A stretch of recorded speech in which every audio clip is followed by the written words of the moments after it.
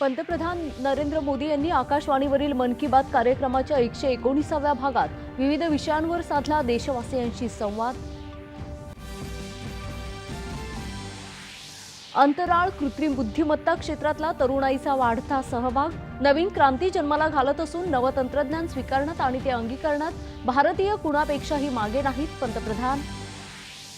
युवा खेळाडूंच्या दृढ निश्चयामुळे आणि शिस्तीमुळे भारताची जागतिक क्रीडा महासत्ता बनण्याच्या दिशेने वेगानं वाटचाल सुरू, पंतप्रधानांचं प्रतिपादन।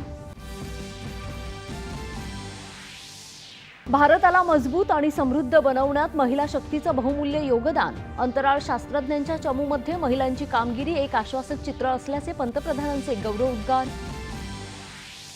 पंतप्रधान आजपासून 2 दिवसांच्या मध्य प्रदेश, बिहार आणि आसामच्या दौऱ्यावर। मध्य प्रदेशातल्या वैद्यकीय आणि विज्ञान संशोधन संस्थेची करणार पायाभरणी।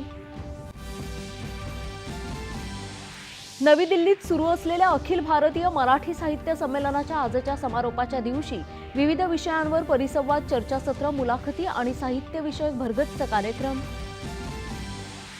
छत्रपती शिवाजी महाराजांच्या 12 किल्ल्यांना युनेस्कोचा जागतिक वारसा दर्जा मिळवण्यासाठी सांस्कृतिक कार्यमंत्री आशिष शेलार यांच्या नेतृत्वाखाली 4 सदस्यांचे शिष्टमंडळ पॅरिसला रवाना।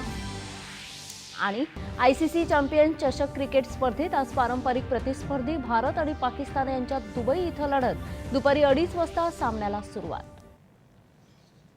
नमस्कार।